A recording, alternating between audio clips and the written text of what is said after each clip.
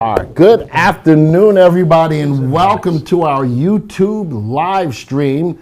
Hot stock panel for March. This month is entitled Low Priced Hot Stocks. And you know, you think about the situations that we're in now. How can you find some low price hot stocks? Well, guess what?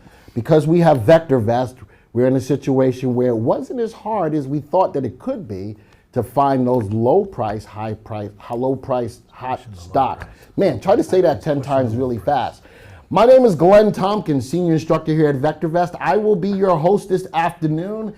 I'm joined by three of my most esteemed colleagues, two of which were part of my wedding. One wasn't. I didn't feel entitled to invite him, but that's okay. That's Todd. Todd Schaefer's here. Steve Chappell's here.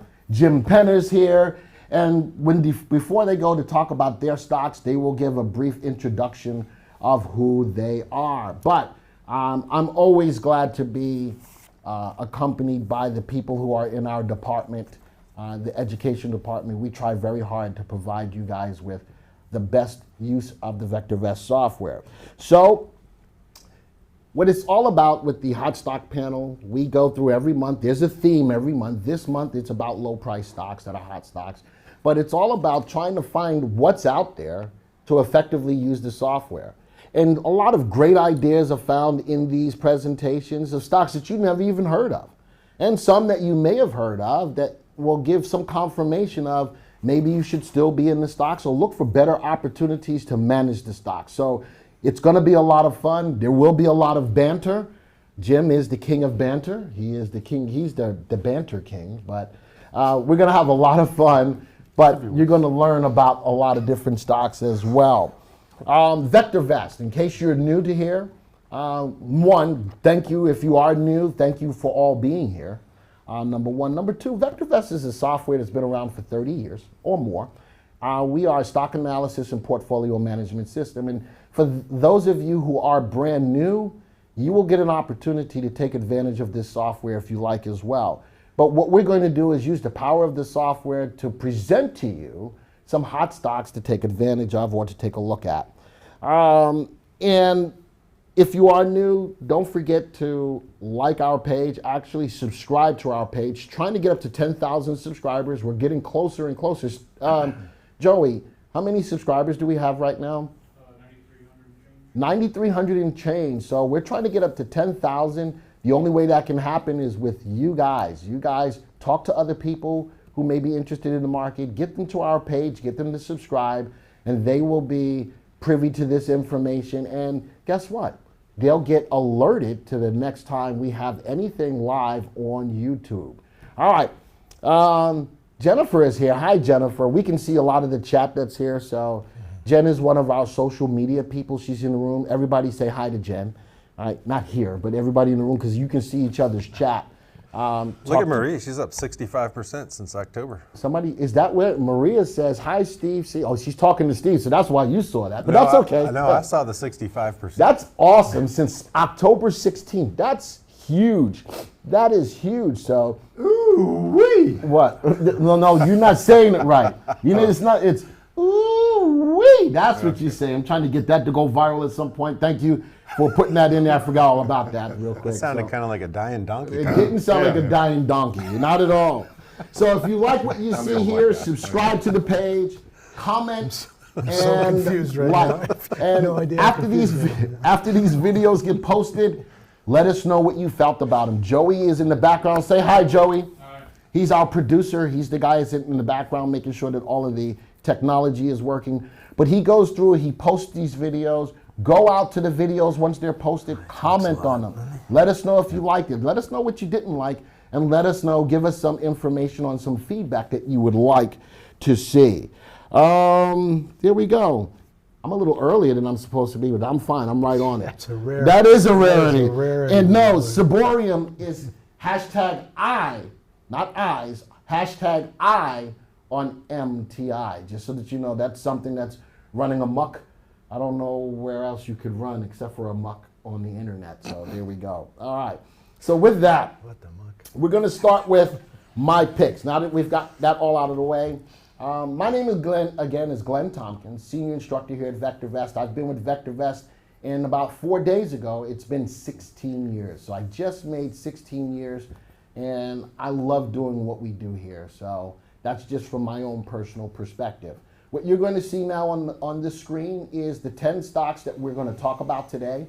They're put into a watch list, and the beautiful thing about a VectorVest watch list, outside of any other watch list that you'll find in the industry, is that our stocks are already shown in the one of our powerful indicators, the master indicator VST. These stocks are sorted by the best combination of value, safety, and timing from the top all the way down. So once you have the software, you put stocks into a watch list, it automatically starts to force rank them for you. So the stocks that we're going to be looking at here are MLSS, DAVA, INNO, FLGT, LXP, TER, COLL, Clorox, GOVT, and SPTI. The beautiful thing about this as well is on the bottom we can get an aggregate average of all of our indicators as well. I think that we did a good job of finding stocks overall that have a VST above 1. Notice that a lot of these stocks are moving up, so the RT values are high. Relative safety values on these indicators are all cast on a scale between 0 and 2. The relative safety value is almost where it needs to be, but somewhat unfavorable, and the upside potential in these stocks are above the value of 1. And these stocks have an earnings growth rate of 15% as a whole. So let's start with the 3 stocks that I will be looking at: MLSS, FLGT, and LXP. Real quick, we'll analyze them. Milestone, lower dollar stock, clearly overvalued. Because the stock is overvalued doesn't make it a bad thing. Just means that people are willing to pay a premium to own the stock. The upside potential, not quite where it needs to be. This stock will be outperformed by AAA corporate bond over the next 1 to 3 years. Relative safety below the value of 1, but what really caught my attention is this is a hot stock panel. I did find a lower dollar stock that is moving up in price right now, and it's got an earnings growth rate that's positive. The next one, FLGT, Fulgent Genetics. This stock also overvalued. Upside potential is better than the milestone. It's above 1. Relative safety, still below the value of 1 of unfavorable, but another stock that it is in an uptrend.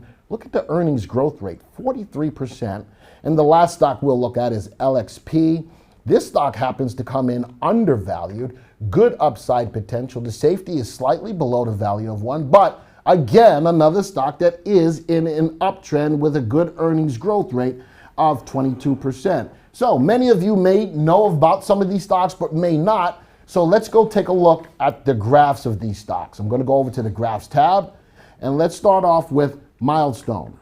The biggest thing I was looking for a hot stock for this month, one, that it was low dollar. All right, $2.70. Some of you may say, man, I'm not going to invest in that stock, but that's the purpose behind this panel this month, is to find lower dollar stocks that are hot stocks. 1 year graph, stock definitely moving higher. Love the levels of support and resistance. Stock breaking through resistance, testing as support, breaking back above, finding another level of resistance, breaking above. Also on the graph, I have moving averages of a 3 and an 8 exponential moving average. Down below, I have volume and a moving average of volume. As I'm watching the stock move higher, I'm also seeing that for the most part, the stock is trading right along with its average volume.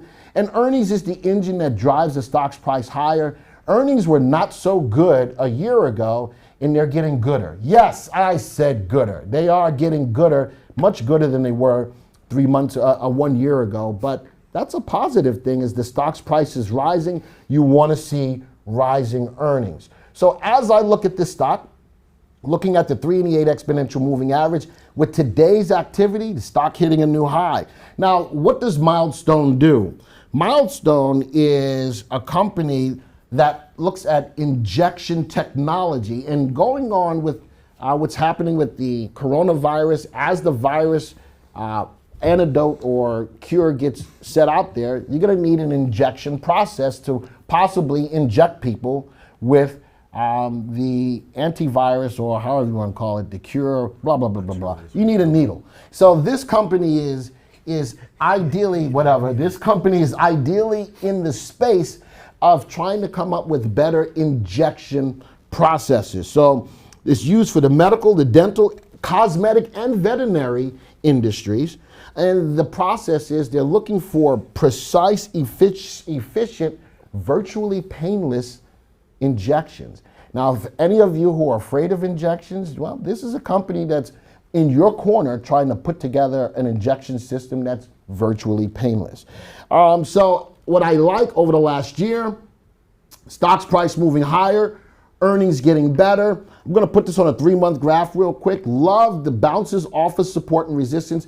VectorVest will provide these lines for you automatically. Notice that a few days ago, where did the stock's price stop? Right at support, bounced up. Love the 3-8 crossover. Great opportunity to get in, or wait for the stock to break above its level of resistance that was found here. If I eyeball it, and guess what? It did it today, hitting a new high now over the last 3 months. Not only hitting a new high on above average volume. The volume level that I have here is a 40-day moving average of volume.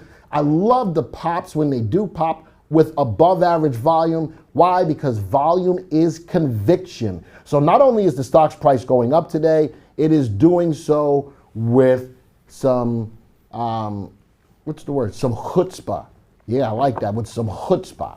All right, with that being said, let's talk to my panel of people. What do you think, Todd? I think that's a beautiful stock, Glenn. I like the breakout. Looking for the follow through after that. Off and running, baby. Excellent. Steve? Yeah, I mean, perfect pick. I've done a lot of breakout trading, and that fits the bill. The high volume, break of resistance, looks really good. Excellent. Jim? Yeah, no, I would just echo that. It is pretty clear. I like the moving average, the 3 and 8, so you had a nice entry point right there, where your cursor is there. And it looks good, yeah. All right. So that is my first pick. I mean, I wouldn't buy it, but no, I'm just kidding. I'm just kidding. Glenn. Well, you know, if you don't want to make money, don't buy it. I'm just I joking. know. I told you you were the king of I banter. want them to know I'm just joking. I know, man. All right. The next stock I have, put this back onto a 1-year graph. Next stock that I have is LXP. Now, LXP is a REIT. Lexington Properties, again, exuding the protracted upward move over the last year. The whole idea of when you look at a graph of a stock, the graph is the DNA behind the stock. What I'm looking for are the stocks that are moving up. Stock clearly moving up, sitting at $11.15. Look at that volume, right at its average volume, some days spiking higher. Love the earnings per share, higher than it was a year ago. Here we go with support and resistance again. How about this level of support sitting at the level that I can't read? Was a good level though. Look at the stocks pull back to that level of support. Pulled back a little bit to that level of support, and finally bounced off of that level of support. Thus the reason why I love looking at support and resistance on a graph. Look at that bounce. Look at the wicks. Put this on a 3-month graph. Look at these wicks at the bottom showing some buying pressure. Long wicks coming in. The stock hasn't crossed the 3.8 yet. So what would you look for? Well, if I'm a little bit more aggressive, I would throw on waiting for the 3 and the 8 to cross, or look for breaking above that level of resistance. The more aggressive you are, wait for the 3.8 cross. If you want more confirmation, wait to see if the stock can break above that level of resistance. It all depends on how you invest in the market and how aggressive that you want to be. Little quick story about LXP. They raised the net proceeds approximately $71 million by issuing approximately 6.6 million common shares. So they're trying to get more people involved in investing in the company. It looks like they're doing a good job of it. More people are jumping on board with the stock, driving the stock's price higher. They acquired 6 industrial properties for an aggregate cost of $264 million. This company is grabbing up properties in order to build more properties. They completed a 2.2 million square feet of new leases and lease extensions. So the people who they're already leasing to are increasing or extending out their leases, and they put on a lot new leases And my big thing that I like about this company, they increased their industrial portfolio to 81.5% of gross real estate assets. In my mind, I'm going to call this a REIT on the rise, and it is a lower dollar REIT that many of you may not know about, but if you're going to think about getting into it, at least let the stock come to you. At least wait for the 3.8 to cross. Love that it's an update today. Not a huge update, but it is an update today. Look for the 3.8 to cross.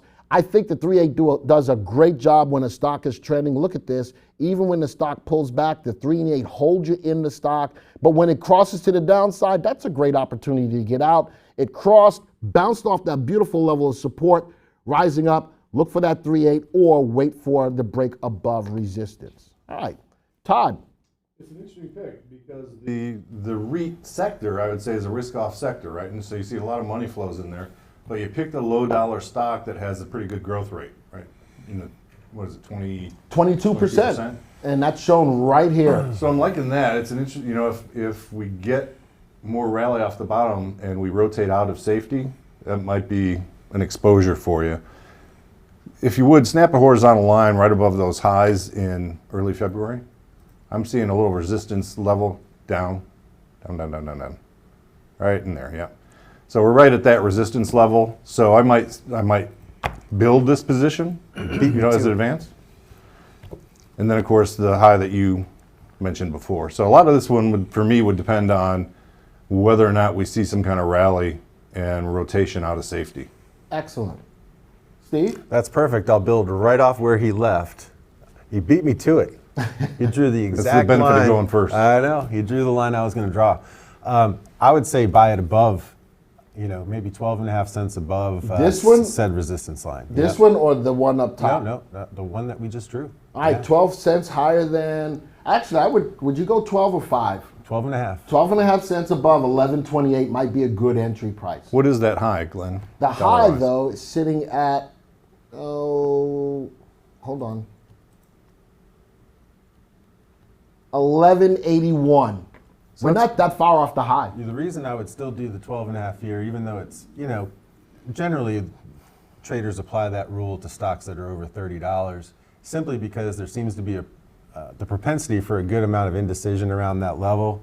And given the uncertainties of the market and things that we've had, I want to make sure that we're off and running, when a stock triggers these And things. it does give you some headroom to the retest of the high. That's right. And then you've got support if it fails. That's right. My 2 cents. That was an excellent 2 cents. It's worth 4 cents, Stephen. It's Okay. worth 4 cents. Still not a lot. I'll take a little different view on this, and I like this. So the first thing I'll ask Glenn is, tell me what the dividend payout is on this, right? So you're probably getting a dividend on the REIT. And I love the REITs. They're not part of the stocks I'm going to pick, but I was going to talk about them as a place to go. So you have a 42 cent, that's what, that's a pretty good dividend yield if you put the yield on there as well. So you got a nice yield on a REIT where, and again, I don't think it's going to take just a few up days to push the REITs out of favor. I happen to be, the stocks I'm going to talk about are going to be more about, I'll use the phrase flight to safety, and REITs is one of them. REITs are one of the industries or sectors that I would be looking at now. And so for that reason, I like it on a shorter term technical basis. I would wait till it broke through that resistance. Because it's a $10 or $11 stock, I might cut mine to maybe a 16th instead of an 8th above it. But same idea, same thing. And that's what I would look at. So I like it for several reasons. The dividend and whatever the yield has got to be over 4% yield. Plus you're in a flight to safety there in the REITs. So, Yep. Let's go put on the yield real quick. There's several reasons to. There it is, almost 4%. Yeah, so there's several reasons to like your pick, Glenn. What's the earnings yield on that one, just out of curiosity? Oh my gosh. This is why we go through this early. Yes, I'm complaining right now. Why? We're trying to inform the public. Earnings yield. Wow, we're liking your pick. 10.47%. So that is a relatively safe dividend that they're paying at a high yield. They're making the money to pay that dividend. So I just made your pick Mo better. High five. Let me give you a high five. Let me give you a high five. Mo better pick. There you go. Got a little bit of Talking Glenn terms. Mo better pick. All right. Thank you for that input. Let's go to my last stock, which is FL. And you know, like I said, in that LXP trade, I love the information behind it. This company is growing in the right direction, and I think that adds more credence behind just how good that stock possibly is. All right, last stock, Fulgent Genetics.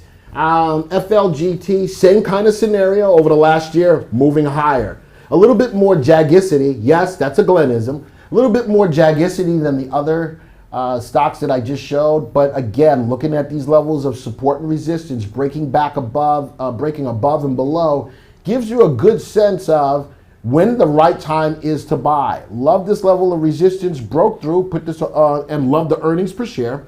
Put this on a 3-month graph. Look at that breakthrough of resistance right here. Breakthrough, follow through, 3-8 follow. The 3-8 cross actually before the breakout. Look at that run up to the high. How about getting out when the 3-8 cross? To the downside, it falls back, tests this former level of resistance as a level of support. Beautifully done. Right now, a little bit of indecision on the day. Would love to see if the 3-8 can cross. Not a lot of trading days still left, but some trading days still left. Today looks like it may fall short of trading in its average volume range today. So could you please explain into why would you buy it and when would you sell? So a lot of what we're talking about, Chris, is setting up opportunities to buy. In this case, look at the 3-8 crossover if you're a little bit more aggressive. Look at possibly taking out the high before you buy it. And if I'm using moving averages like 3 and the 8, I would use those same 3 and the 8s to get out of the stock or breaking back through a level of support. Either one of those would be a way to take a look at. All right, any individual stocks, if we have time at the end, Nikolai, we will try, but we have stocks that we need to get through for the purposes of helping to inform you. All right, before we move on to the next group of stocks, any feedback on this? Yeah, you actually had a little wedge breakout going into that, your crossover above resistance, right? So, yeah, if you went to that high back in mid-December, right, you'd have a descending. Oh, you talk about back you'd here? have a descending trend line. Well, across just the connect highs. all the, yeah. No. Go to the high there in like December 20th. December, here, Yes. okay? Now go down, connect the next high, and then the one after that. So you had this little descending pattern, right? So you had that nice breakout. You've come back to retest that that support level. So I like the technical setup. Didn't like yesterday's Big down market day? action with today's follow through necessarily, but kind of like we saw before, and you're going to see this on my picks too, right? We've had a lot of retracements in the correction here, so we're just now breaking off the bottoms. We'll see who has some legs. My entry is looking for the higher high. All right, And then decide whether or not that's enough headroom to get to the prior swing high gotcha. before I wait. Okay. Steve? No value add from Steve on this one. Okay. No, yeah, same for me. I mean, I guess the same idea. I'd wait for it to break through that short-term resistance. Honestly, I'd go back to LXP, and I'd be choosing the LXP before I chose this one. All right, so question comes up. How are you identifying the hot stocks? Is there a search consistently used? Tom, what you have up here are 4 different mindsets on how we pick our stocks. For me, I just tried to find low dollar stocks that were just moving up. I used the VectorVest software to pretty much try to fashion a search in regards to that. But you'll find out that Todd had a different way of looking. Steve had a different way of looking. And big times, Jim has probably the most different way out of all 4 of us of looking for his stock. So it's not anything specific that we all use.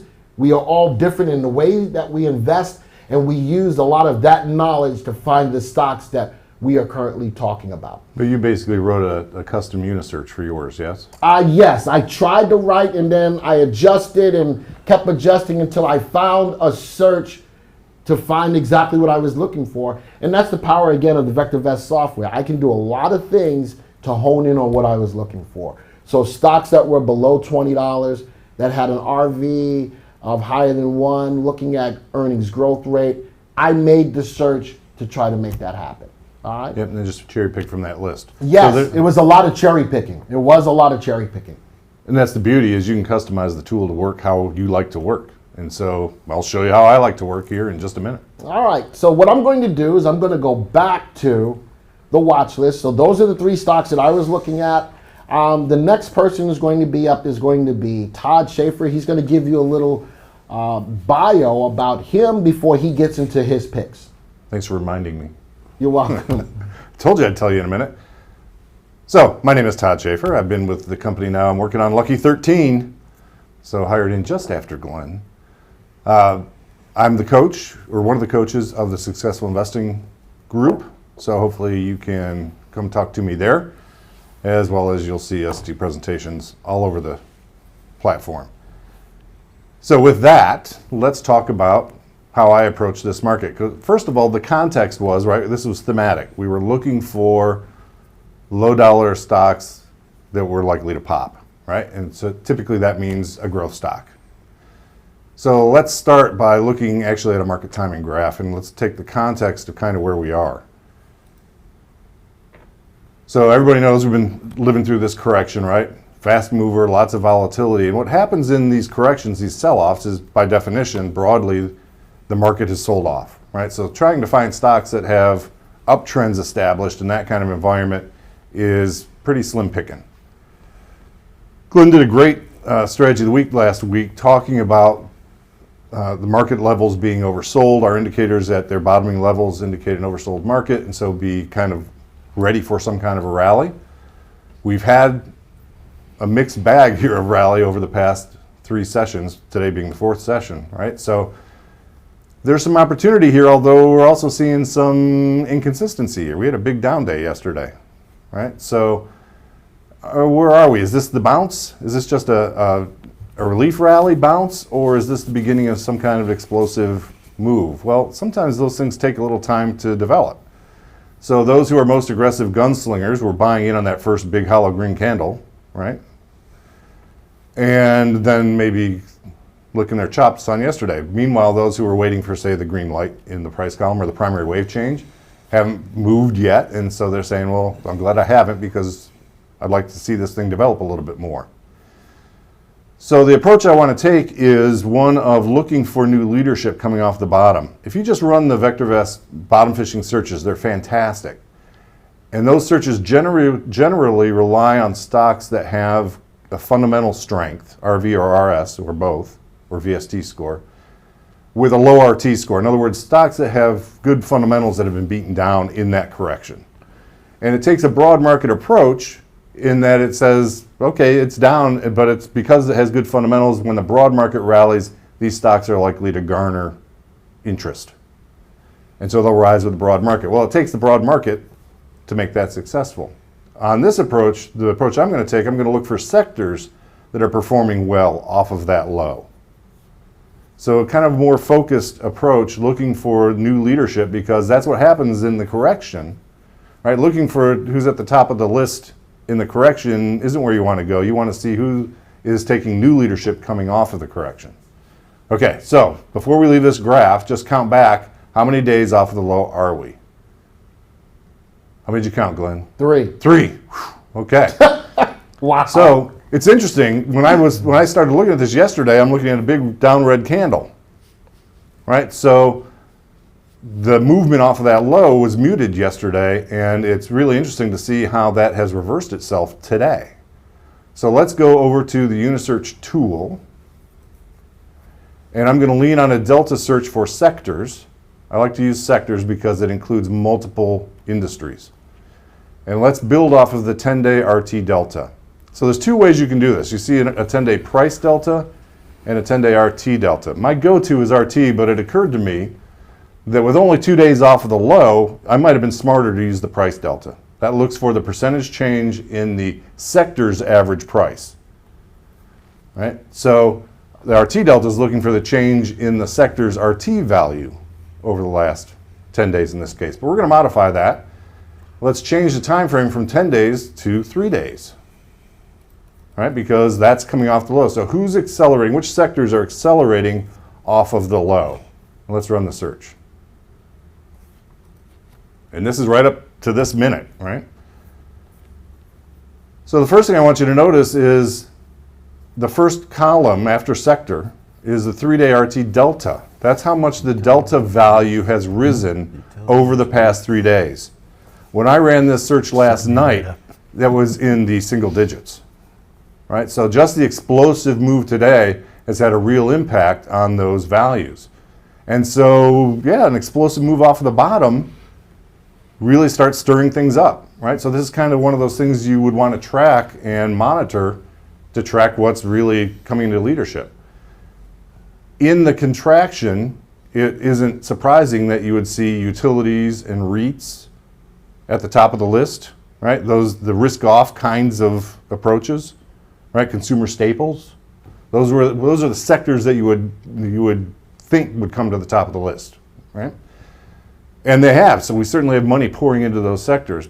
But those sectors are typically large cap, expensive stocks, right?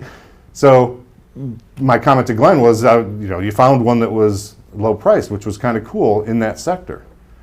So the time I ran this, the best performers yesterday were instruments, internet, and drug. And so I just want to kind of show you the methodology I use to find my candidates. So let's see the drug is on there. Let's go to the drug sector. Let's right click on it and view the stocks in the sector. For those of you who are new, just pay attention to how simple it is for Todd to do what he's trying to do here. So all of these stocks are in that sector. So to diversify my portfolio, I'm not buying 10 of these, right? All I need to find is 1 or 2, depending on your portfolio size. And then if this is a more aggressive play, maybe just 1. So the first thing I want you to think about is the VST sort, right? That's our default sort anytime you're looking at stocks. But what am I looking for? We were looking for explosive, low dollar stocks to trade, right? So I have a couple things I could do. I could sort by RT and find the stocks that are in the strongest upward price trends. I chose to sort by RV because that'll give me the stocks with the best upside potential, typically higher growth rates. And so then I cherry picked from this list, right? So I have RV descending here. How many stocks do you have? 30, that's fine. Let's scroll over to the right because I'm gonna clean up this list a little bit. Right, so let's stop at growth. Look at the growth rates that I'm getting from these stocks, right? So I would typically eliminate anything here that was less than 10. I'm not interested in less than 10 because I'm looking at a growth trade here, right? What else do I want to look at? Let's scroll over and make sure that all the stocks have average volumes well into 6 figures is typically what I do. So if you, Glenn, highlight the series, if you would. What? Tag the series of stocks that we can see. Hold the shift key, click at the bottom, tag them all. And so the methodology is really easy. I see that FENC only has 61,000 shares traded on average. Hold the control key, click it, and eliminate it, right? So I go through the list, eliminate all the low volume issues, scroll over to the right, and I'm also interested, particularly because where we are economy-wise, let's get rid of anybody who has negative sales growth. By definition, anybody who's flat or growing their sales is still a contender. And that's how I culled my list. I also eliminated any pink sheet candidates. And then it's simply a matter of looking at the graph. So let's right-click and view the stock graph. I'm looking at a 1-year time frame. Let's take off volume. Just clean up. Give me price and earnings is all I really need.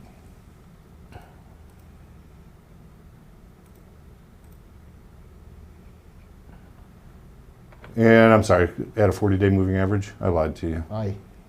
I'm making it hard on you. What am I looking for? Well, let's go to the next graph because that only has data from July. How does this not have a 40-day moving average? It's there. Go back down. It's the top one. That's on volume. Oh, it's volume. Yeah. Wow. So right-click on the thing you want to add an average for, and then choose your moving average. All right, what am I looking for? On this 1-year graph, I'm just looking, is the price going bottom left, upper right? I don't even care about smooth at this point because I'm looking for explosive stocks. So RS values below 1 are fine. I'm looking for something that's going to move quickly, right? Let's go to the next one. And I just thumb through here now, and I'm looking for any stock, stop there, a stock that has gone in uptrend, but it pulled back, okay, retested the 40, maybe even went below the 40, but it's generally an uptrend, and now I'm going to get the bounce off of the retracement that happened in the correction. That's what I'm looking for. All right, so that's a lot of talking, but that's how I got to my list. Well, let's close this and go back to our watch list, and my first stock was Teradyne, TER. So go to the watch list first, Glenn. So here's Teradyne, undervalued, $61 price, $71 value. Good upside at 1.32. Interesting that it has high safety, and typically you don't see fast price moves, with high RS stocks. But the chart doesn't lie. In this group, 13% growth rate. And yes, it's been in downtrend, but the other data points support the stock. So really what I'm looking for is out of that cohort of stocks who had the proper price pattern, if you will, chart pattern supported. So let's take a look at its graph. All you gotta do is find it. And so here's kind of what I'm looking for, right? Beautiful price pattern coming up with nice support on that 40-day moving average. It's pulled back hard in the correction, again, below that. And now I'm on the bounce. So let's go to the earnings pattern. Beautiful, right? This is typically what we're looking for our hot stock picks. Let's go to 3 months. So now my play here is that I'm on, if this market extends, right, I'm on the rebound. So that pivot, the pivot low gives me a nice exit point, to manage risk. Pivot. And I've got nice headroom. I've got a nice void going up to that previous swing high, back above the 40-day moving average. All right, so for me, this trade, all these trades really rely on this bounce turning into something a little bit more extended. Steve? That's it. Well, I love Teradyne. It's a great stock, number one. I think I've picked it on this panel before. I do like current price action. It's very congruent with market direction right now. Mm-hmm. So assuming we get the kind of response that's typical of market corrective actions that we've seen and indicators we have in VectorVest telling us, we had an oversold situation. Assuming we get further rise in the market, I would definitely look for Teradyne to rise with the market. Beautiful earnings, as you can see on the chart there. And not many stocks are increasing their earnings at that speed on a current basis. So, earnings is the engine that drives stock prices higher. There's a lot to like. I mean, the correction has given us an opportunity here, definitely with Teradyne. And Jim? Yeah, Teradyne is a stock we find often in our retirement investing and the searches that we do there. Actually, in our Tuesday coaching session, it is the one and only buy right trade that's still open. I held it through the drawdown. I broke the rules a little bit. I let it go because it gapped down. And it's starting to come back, so I'm hoping so. The high relative safety stocks, listen, whether it's, whether you're trading it 3 and 8 moving average on a 2-minute bar, or if you're buying it for your portfolio, retirement portfolio, high RS stocks is still going to be the way to go for me anyway. So yeah, hopefully that's a bottom, certainly for our buy right portfolio, I'm hoping. So great stock. I love the methodology. The methodology in and of itself, to find out what's moving coming off of a bottom, the delta on the sector or on an industry. I'm just the opposite of Todd. I like it on an industry more so than a sector, because I like that an industry we get more industries in a sector. Same methodology though. Finding what's moving. How many times do we get that question? Man, what's moving the most? What's moving the best? Where should I put my money? This methodology of finding the sectors that are moving, diving into that to drill down to find the stocks that are moving, outstanding. And you'll find trades like this. And before Todd goes on to his next stock, just for those who are just coming in, don't forget to comment, like, and subscribe. All right, don't forget to comment, like, and subscribe, especially if you're finding this useful data or information. Before we move off of that, Glenn, Yes. you bring up a good point, because there's a trade-off that I'm making here, right? First of all, the sector is what brought me here. Of the stocks that were in that cohort, this stock was the best, both on chart pattern and fundamentals. It is, however, a $60 stock with growth rates in the teens. I'm not really expecting explosive price movement here. No. Right? So I've made a trade-off because I identified it was in a good sector. Well, we looked at that search and it is now, 10th down in the list. So as today's rally, extended on a pretty explosive day, at least a strong day, there are other sectors that are now accelerating faster than this sector, and as I continue to monitor it, particularly if I'm only stepping in, not buying 10 stocks all at the same time, then I'll ride that wave higher as it plays out. All right, let's go to the next pick. Where Next am I? pick is DAVA, There we are. and should we look at the fundamentals on it? It's up to you. We could do that. Sure, why not? They look like they're going to be good.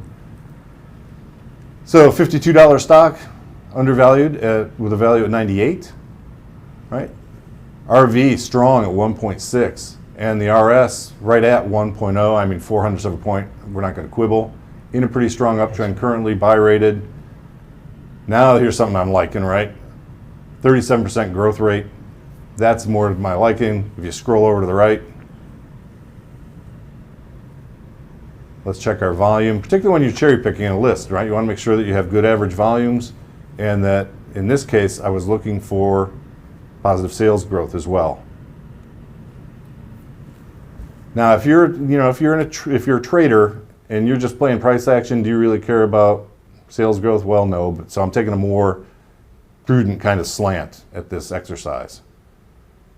All right, but let's go take a look at the graph. And again, remember the thing that got me here, again, this is a higher priced stock, but the thing that got me here was the sector is performing.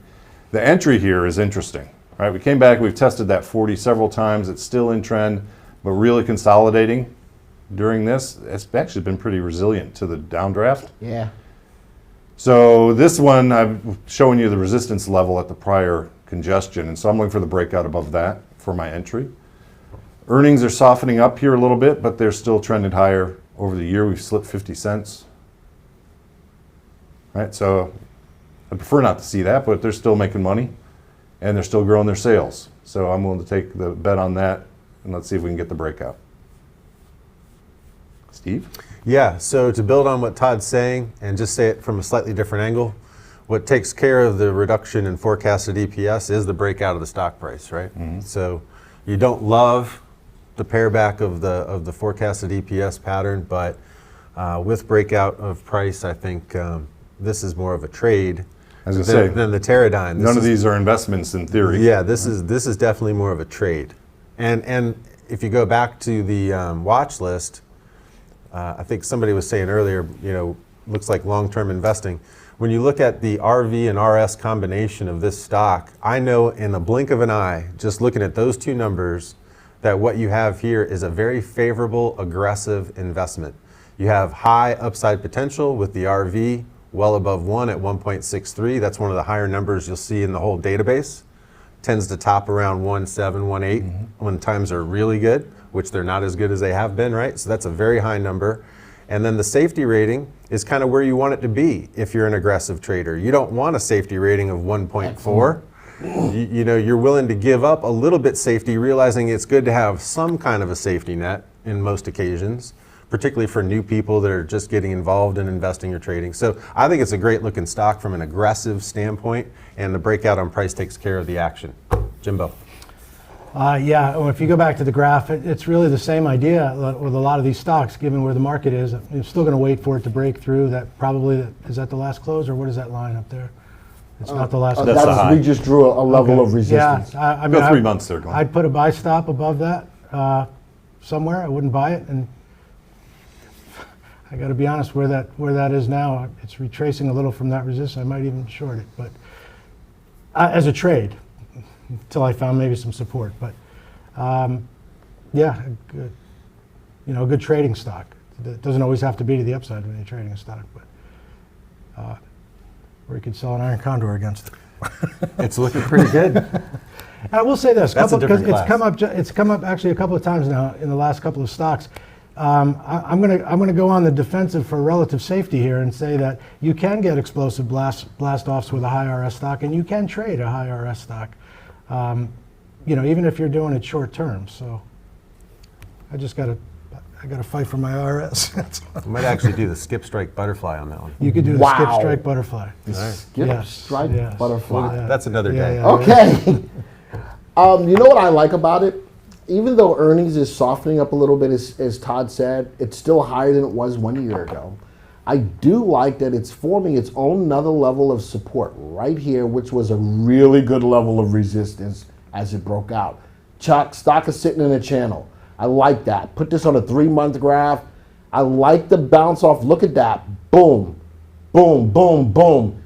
All of those 4 points hitting right off. That's a beautiful level of support sitting at 50.04. And right now it pulled back a little bit, but as long as it can stay in the channel, I would still keep this on my watch list. I like Jim's take on it. Let it break above out of that channel before you pull the trigger on it. And this is why you say to yourself, if you have a plan, trade the plan the trades. That's a good level to say, all right, I no longer want to look at it. As long as it stays above there, you're fine, especially knowing that the stocks graph over the last year has moved up. That's ideal.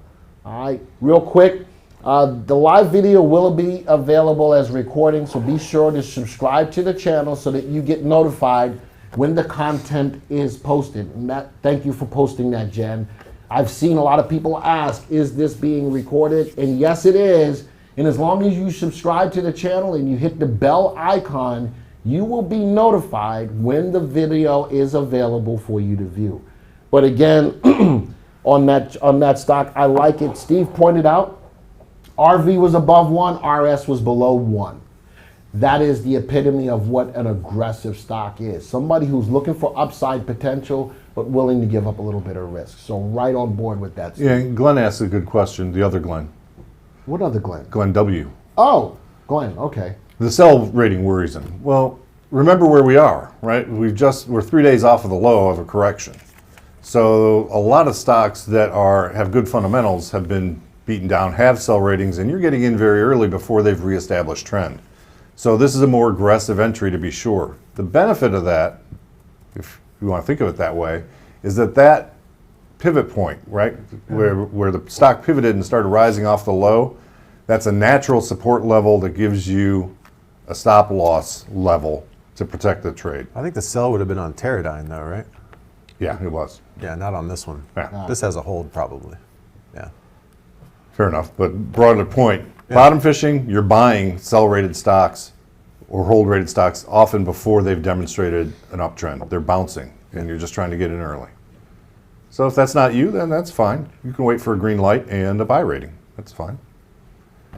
All right, let's go back to the watch list, and let's look at Collegium. Collegium. So at least I finally broke the $50 barrier. Right, price to 22, value to 27. I'm getting there. All right, RV at 1.53, strong, right? So a good growth stock.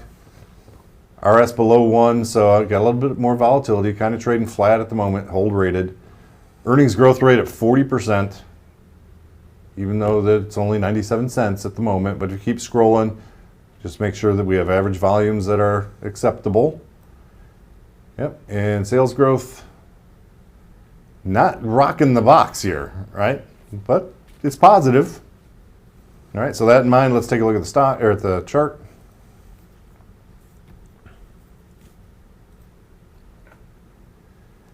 Now this is a more interesting chart because you've been worried about my bottom left, upper right, smoother the better, right? So a lot of times you'll see sideways choppy price action, right? Now this it broke out on that gap right here in November. Since then, trended up into this current consolidation, got all that.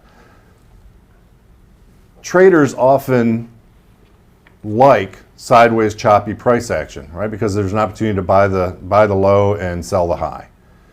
You have to be pretty nimble, right? And particularly when the broader market's not helping you out, you may have to double down on that, on being nimble. Right, so here's the idea of, this hasn't been in an extended uptrend, but the earnings are going the right direction. They've gone positive right over this past year. They're continuing to rise. The stock responds to that profitability. The market responds to the profitability on the breakout. We've established a high, which we've come back now and tested 3 times.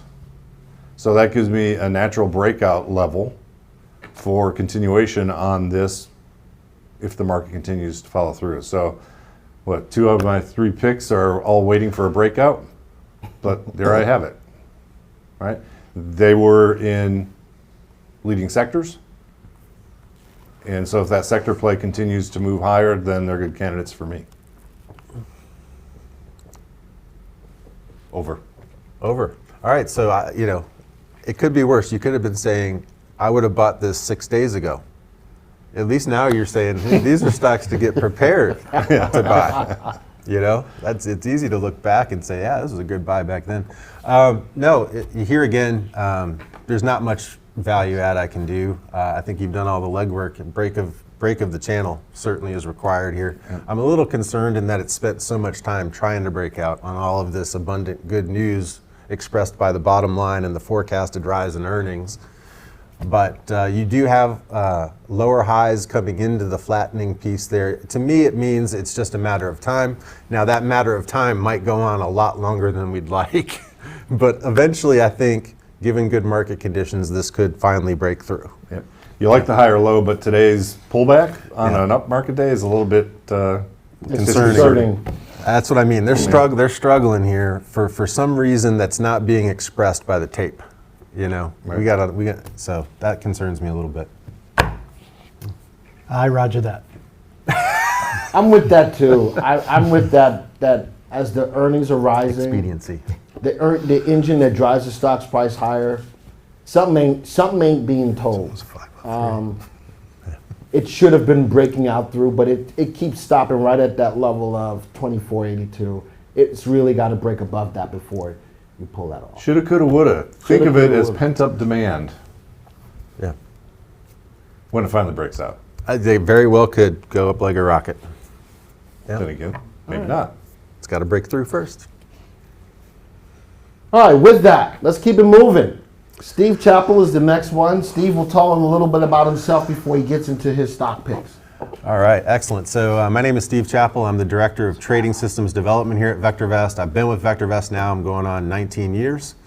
It's been quite a ride. You know, I've seen all kinds of markets. Never one quite like this, I don't think, but at the same time, I've said that on prior occasions. So there's always something new to try to work through as far as the market is concerned. That's just the way the market is, right? But having said that, you know, here at VectorVest, I've taught or teach everything that we have to offer, and it's just been a lot of fun. And that's why I'm still here, you know, ultimately. So I am going to go in wildly different directions today with my picks, guys, just so that you know. And we did say that this was a low-priced explosive endeavor today, and I violated that rule big time on one of my picks. But I did so because I just think that it makes a tremendous amount of sense from multiple perspectives. First stock we're going to talk about is called Clorox. And Jim's going to love this stock, I think. That's a great one. He's retirement services, you know, and I'm typically the trader guy. So this is kind of fun. It's kind of funny for me and probably fun for him too. But with Clorox, I like it for a variety of reasons. One, to me, I've lived through many market bottoms, 34 now, I think, in total since I've been here at VectorVest, or pretty close. And one of the things that's interesting about this rally over the past 3 days that I've never really observed before is that the market has yet to go risk on. And what I mean by that is the small caps are not really moving. I lead a trading room every morning called the Jockey Club, and we monitor and have been looking to bottom fish, and actually did bottom fish this morning. But we didn't go the traditional way, and where we'd go very, very risk on with the really low cap, low price stocks. We observed that they just weren't kicking into gear. So it seems like most folks are still scared, you know, and the retail guy, if he's starting to get back in there and nibble right now, is doing so on the big names, the Apples, the Microsofts, the Visas, the Amazons of the world. So the search that we ended up choosing looks for some of the stocks in the S&P 500 that got hit the most. So, you know, that made some logical sense to us. But all of that to say, one of the reasons that I picked Clorox today was simply it's a great overall caliber stock. Not so much from a capital appreciation standpoint, although I think you're going to get that too, for another reason I'm going to mention here in a second, but more for the quality of the dividend and the consistency at which that dividend is paid on an annual basis. There's hardly a worse place, or a better place in this case actually, to park your money than in something like Clorox right now. It's known as a dividend aristocrat, which is, Jim, correct me if my math is incorrect, but that means that Clorox has grown their dividend 25 straight years. Or more, yes. Or more. That's right. Yep. And I think in this case, more like 50 I'm probably. sure it's much more than 25. Yeah. So, you know, you're going to get dividends here. You'd have opportunities to do things with options in terms of generating a little bit of extra income if that's something that your heart desires. But also, if we think about the term in terms of the coronavirus outbreak, I think that you're going to see Clorox, particularly if we hit epidemic status, which seems like it's just a matter of time, but may not be. Well, who knows? But here's the beautiful thing. Whether we reach that or don't, I love Clorox. Whether the outbreak becomes worse than it is now or whether it doesn't, I think it's a great overall stock to own for all the reasons mentioned. And so I don't even really need to look at a graph on that one, but if you'd like to, let's pull it up. And give me like, I don't know, Glenn, give me 10 years. What am I doing here? So there's Clorox. You know, it's got some volatility to be sure, but again, this is a staple in your portfolio. This is something that you just know that in the future, you know, people are still going to want their Clorox, and always have, and always will, and maybe now more than ever. So that's why I picked this one, and I think that you can buy it right now. Yeah, but go to 3 months, Glenn, because this is to Jim's point, right? Here's a stock that has a single-digit growth rate. It should be, you know, a steady eddy, right? But look at the price appreciation over the past 3 months, right? We're ramping up. Look at the volatility over the last 4 sessions. Holy cow. So there's certainly some trading opportunities going on here in what otherwise would be... Sell the put to get in. Here you go. Oh boy, I'm just gonna sit here. Sell the put to get in. No, really, collect the premium, get paid a little bit more, reduce the cost basis. Or maybe not even ever have to own it. The great thing about Clorox is this: it's one of what I would call, for the search, called blue chip dividend payers. You saw relative safety is not up around 1.4 like we usually have. However, it is a dividend aristocrat. It's got a strong free cash flow, a mature, well-known company. This is the kind of stock you want for both capital appreciation and dividend. And Steve is right. You can, you know, I'm not going to look at intraday movements if I'm deciding to buy Clorox or not. No. You know, so this could be bought at any time. Or intra-week movement. You know something? I was getting ready to say that. Why not go to weekly 10 years? That's, you know, now. Whatever you like. I mean, all the way around, this is something that you would want to hold on to for the long term. Over 10 years, it was a sell-rated stock for about 3 days. And you gotta hone in on that. Yeah, you can this barely stock see, has yeah. been a buy or hold for last 10 years. Somebody find me another stock like that. They're out there, but we're bringing it to the panel today. I like the stock, and it goes on. Jay says it also makes non-dairy creamer. No, they don't. I don't think they do. I wouldn't drink it if I they wouldn't did. drink it either. Wow. I don't know if Jay's come out of left field there or not, but holy smokes. All right. Oh, Jay, he probably is. Attaboy, Jay. You ready, Steve? for your Yeah, next let's one? move on. Let's step onto the wild side. All right, there we go. Yeah, let's kick things up a notch. Somebody earlier was calling for biotech, so here you go. This is going to be an interesting pick. You know, there are several. There's about 5 stocks right now that, based on the coronavirus, are trying to come to market with some kind of therapeutic, you know, either blocker or vaccine for treatment after you've already contracted the virus. Inovio is trying to be the blocker. They're trying to give you a way to become more immune to even contracting the virus to begin with. It's very interesting. Their drug apparently has shown very, very good signs early. I think they're moving quickly to a phase 2 clinical trial, which is going to be done in April.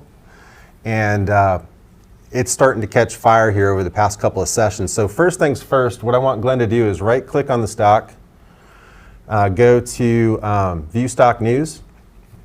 This links us out to Yahoo. When we get there, what he's going to do is just scroll down. I'm going to have him click on that article with the big C. So when you're looking for this at home, because I think you probably do want to spend some time to peruse through this article, learn a little bit more. Biotechs are all about what's in the pipeline. This particular biotech is not purely after just the coronavirus implications that I went through, but also they've got a few cancer drugs in the pipeline that are in late stages, both 2 and 3. So it's a very interesting candidate from multiple perspectives. You know, cancer is a huge buzzword in the biotech industry in terms of option trading. I can just tell you, those are the kinds of things that I look for when I'm looking at FDA approvals. These littler companies, not your, GlaxoSmithKlines or your, what's some of the big ones there, Jim? But or Johnson & Johnson, or anything, Merck, Pfizer, any of those kinds of companies.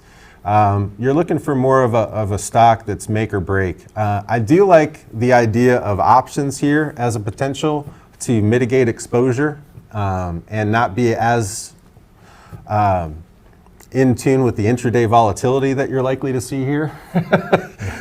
Maybe just minimizing that exposure enough to not worry about it so much, But as you go down through this article, that's where it's going to get into how they're really they're the leader right now in this progression.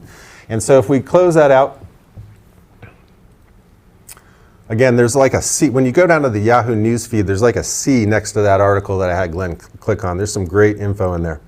All right, so what we're going to do with biotechs, generally you don't want to necessarily read the RV and the RS and worry as much about that when we're talking about the things that we're talking about now. We're more focused on, I almost said focused. Don't be saying that. You're starting to rub off on me, Glenn. Dude, this a family. Don't be We're saying. gonna have to talk after this is over. Listen, I'm gonna slide back. I'm about to turn red, and that's hard for me to do. Holy smokes! All right. So what I'm going to have Glenn do is get the chart up there. See if I can talk English. Okay. All right.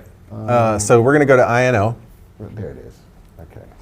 And you can see here, take earnings off. We don't need that. It's irrelevant. Okay. All right, so we're basically going to key in on price action. We could throw volume in here as well, although you can tell with the couple of bars that we're dealing with past 2 sessions, volume is extraordinarily high. We're well over 100 million shares, I think, now traded on average, right? Over the past 2 sessions. Yeah. And the reason is they have emerged as the leader, okay? Now that can change, phase 2, phase 3, there's lots of headwinds still, but they are being fast tracked. So there's a lot of clamor and a lot of action, based on that. So if there's one to watch, it's this one. I'm willing to buy this one on any day here in the future where we break through today's high, or pull back to one of the Fibonacci levels that I've had Glenn so graciously include. I'd be looking at the 23 or the 61.8 line. If we're fortunate enough to get a 61.8, and what I'm waiting for when we come back to these levels, what I'm really looking for is resumption of uptrend. I'm looking for explosiveness. I'm not looking for 1 or 2% moves. I'm looking for 10. I'm looking for reignition. I'm not buying it today. I would not buy it today. You're likely to see regression to the mean. You're likely to see fall back to some of these Fibonacci sequence numbers. Why? Because that's who's in here right now. This is not your average retail investor. There might be a good number of them, but the traders, there might be now, but the traders are the ones that are controlling the price. For sure. Okay, the traders are controlling the price, not the retail guys. So, and they're in there in numbers, and so you want to let this thing settle down or reignite, or settle and reignite, whichever happens first. I would prefer we come back, and if we can get to the 61.8, boy, if you like it now, you're really going to like it if it gets back to 61.8. And that's it for INO. Yeah, I'm okay with any retracement less than that, right? Sure. That's fine, but I need to pivot so that I know where to. Pivot. And the reignition, that's the key. Yeah. I can't. They tend to fall on these support and resistance lines. Did you guys know that Fibonacci's no more than support and resistance, really? Yeah. Wow. I wonder where that was said earlier today. Because I'm getting Support ready, resistance. I'm getting ready to say, They're the look at where buyers. it did a little pullback. Sure. Right at the 23. It's still holding. Sure. And you know something? You know why? Because the traders are in there, man. And they know. They're in there. They know what they're This looking at. proves right now that the traders are in there. I was going to say that weak support at $6 is probably about 50%, right? Yep. Does it trade options? It does trade options. I believe it does. Oh, I don't know. I would look into that too, but yeah, listen, the story behind it is great. So, wherever you buy it. I mean, go down to the 61.8. You're talking about it. I don't know what the price is. It's like 8 and change. You're Oh, talking no. about the 4 and change or 4.5 or whatever. It's about 464. That's a big pullback, but Four again, and it is it's a great story behind it, and I think Steve explained it perfectly why and when you would buy it based on the story The behind it. one thing I didn't say that I better say, because I meant to say, is I would not ever, never, ever buy What? the same amount of shares here or same capital outlay as I would in my retirement account. When I was talking about using options, and so I'm talking about reducing risk monetarily. So this is more of the fun money, yet potentially very profitable money side of things, where I would go a tenth the position size, or something like that than I typically would. And I'll kick it back to you guys. All right. Man. All right, that's great. Boy, I tell you, you did hit both ends of the spectrum. I did. Holy smoke. Clorox. I did.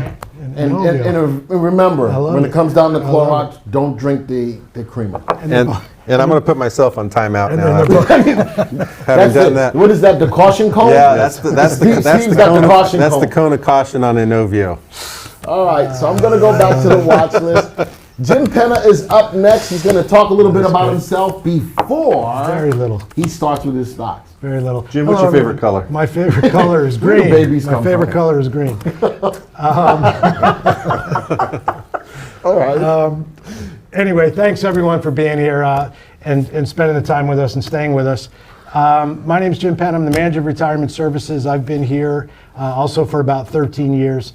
It's funny because as manager of retirement services, right now what I'm going to talk about is flight to safety and places where you can go in this type of market. So I'm going to change gears a little bit as well. But my experience has been on trading desks for brokerage firms and then for a larger market making firm. So I do trade more than I let on as a member of the retirement services department.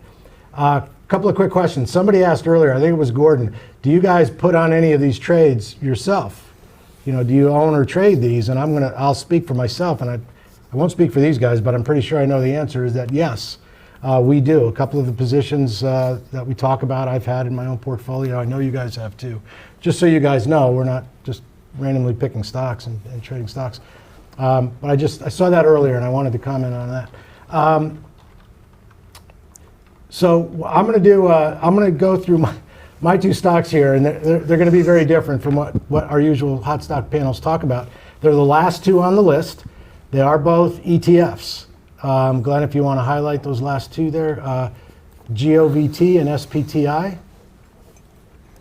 And what we're going to talk about here are basically ETFs where they're lower priced, but they're places where you can go in and invest in treasuries, right? Because with interest rates falling and the Fed cutting and interest rates low anyway, that inverse relationship has these funds doing well. So not only is it a flight to safety, but when we look at a graph, we'll get an idea of the movement of these, what would be called very conservative plays, again, safety plays. So I put two in here. One is the iShares US Treasury. The other one is Spider. It's intermediate term, 3 to 5 year treasuries. The other, I believe, is more of the 10-year treasury. So, Glenn, let's go ahead. What I want to do first is go to right-click on either one of those, and let's go to View Stock Analysis Report. Because the first thing I want to make sure you guys have clear is when you're looking at ETFs, it's easy to understand what the SPY tracks or the Qs. We know the underlying stocks or basket of stocks that it tracks. We have now over 1,600 ETFs in the VectorVest program. Okay, there are all types of ETFs that track all kinds of things. So I go here to make sure that you guys, if you're buying an ETF that you're not familiar with, please understand the business description behind it and the underlying basket or index that it tracks before you buy anything. Now this is pretty straightforward. It just tracks the performance of Barclays US Treasury Bond Index. Right? So that's all it's doing. You can see both a 3-month graph on GOVT itself and then the industry graph. And it's funny, if I didn't tell you what these were, they would look like hot stocks, right? So Glenn, you can close out of that. I just wanted to show how you find that. And we could just take a look at the graphs to get an idea. There are places you can go without actually shorting or buying contra ETFs where, again, this flight to safety is available to you. You've got some dividend payouts here. You've got some growth. As you can see, that's a 3-month look at this. And again, with Treasury, 10-year treasuries, I think when I came up here was about 0.92 on the rate. So people are flooding to this, whether it's a shorter term. If you look at things like the market climate graph, where the earnings trend indicator, while it's not fallen and it's still favorable, that earnings growth rate has slowed down. You've got inflation rising. If you go to the climate graph, interest rates obviously are falling. But if you're in a retirement portfolio and you're looking for a flight to safety, something like this may be where you want to go. Now, there's another great one, TLT. Is a good one. It also does the treasuries, but it's $150, so I wanted to keep the price a little lower here. So here's a good one. And Glenn, you could just scroll to the next. Or I don't know if you can scroll to it. Or there you go.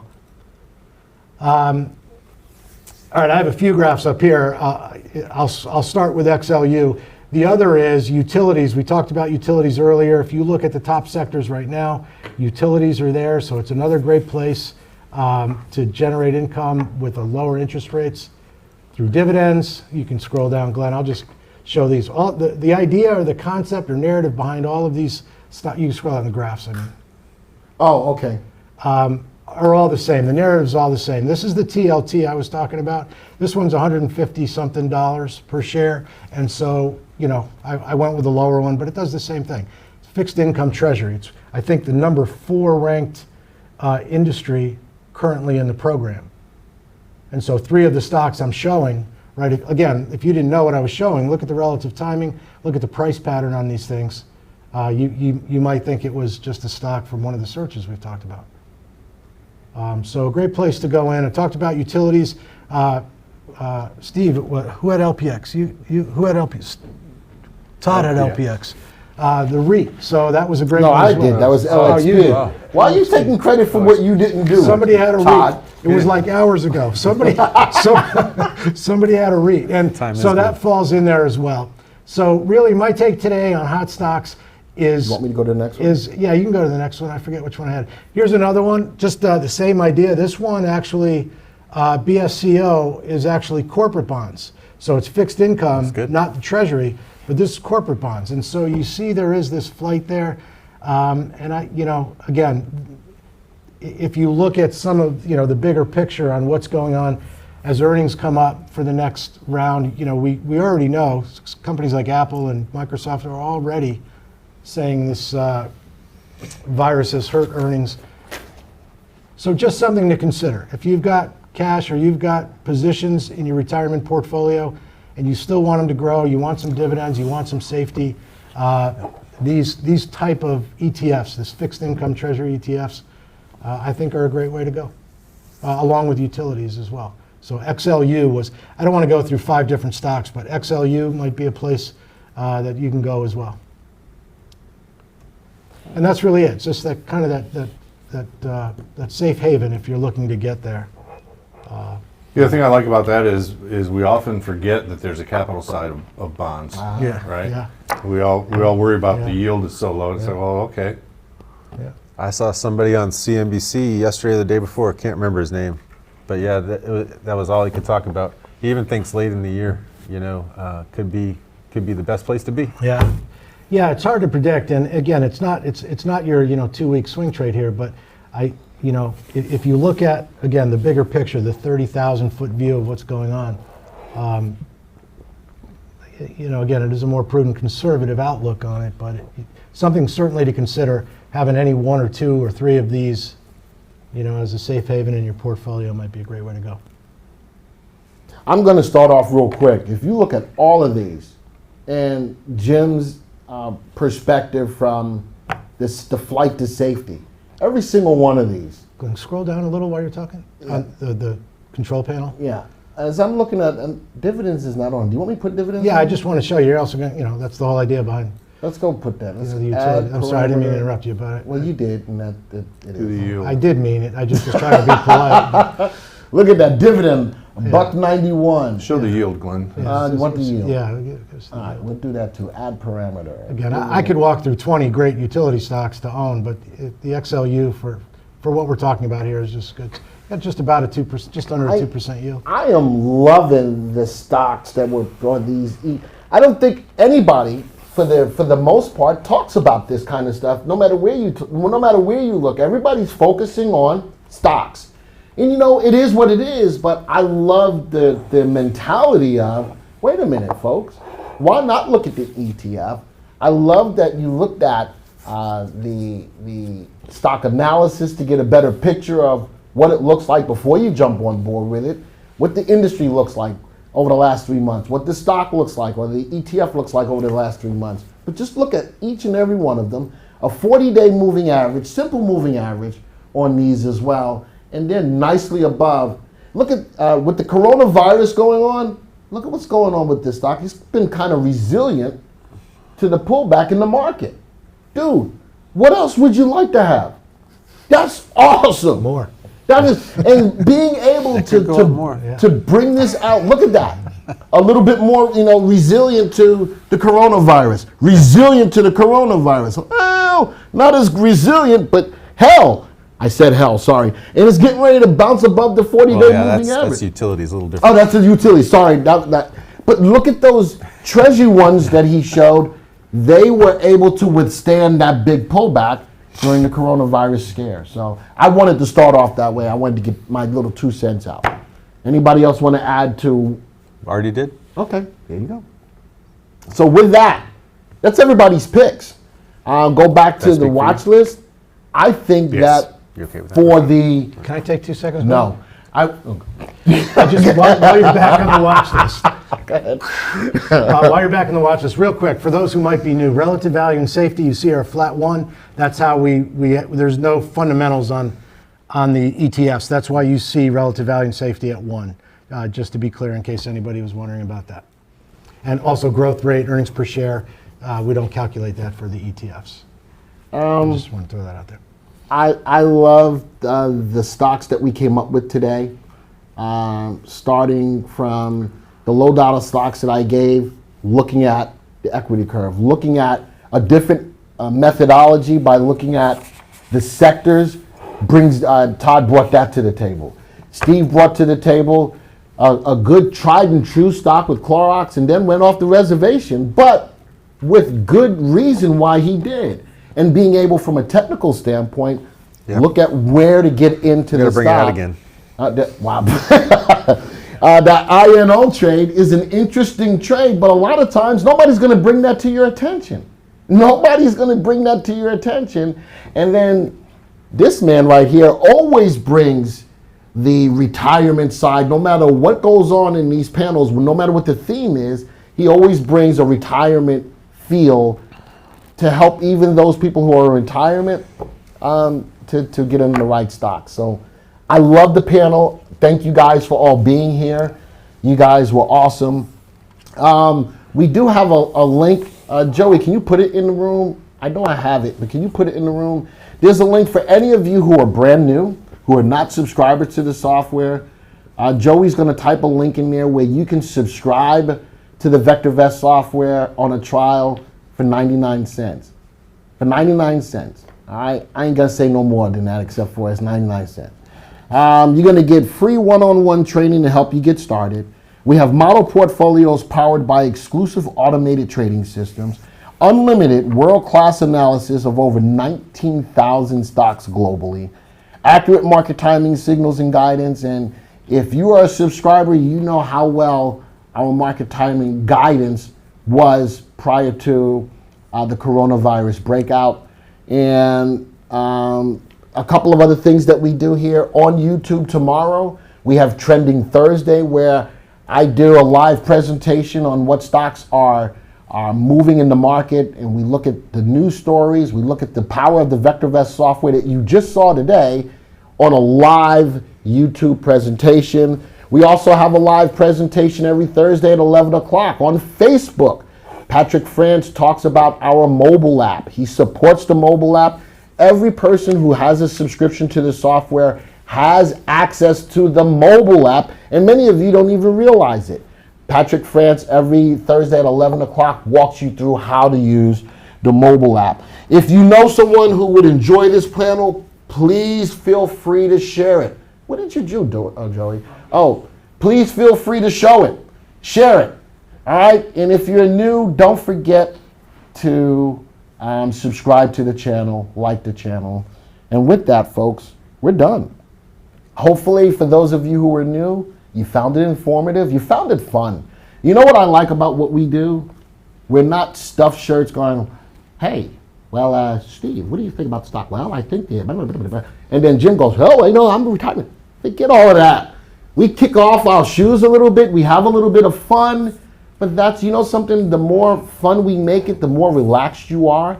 The more relaxed you are, the more you will take this in. So many stocks that you have not been aware of that are moving, we presented for you. And with that, try it, use it. And that's what it's for. Don't forget to comment, like, and subscribe. With that, folks, and thanks to Todd Schaefer, to Steve Chappell, to Jim Penna. Once again, I am Glenn Tompkins. We're about to sign off. You know, I need to do, who used to do that on TV? Take up the ball of the paper and throw it at the camera? David Letterman, I think. Was it David Letterman? No, he threw the pen. So I need to come up with something to sign off with. Maybe I'll just throw the mug. Maybe I'll just throw the mug. Anyway, with that, Some folks. nice comments. I thank people for the nice comments. Thank everybody who commented. I'm reading on the comments. We It's very nice. in between time, I was replying to some of that, but thank you all for your comments. We do appreciate it. And with that, adios, arrivederci, ciao, au revoir, sayonara. I may see some of you tomorrow. Later.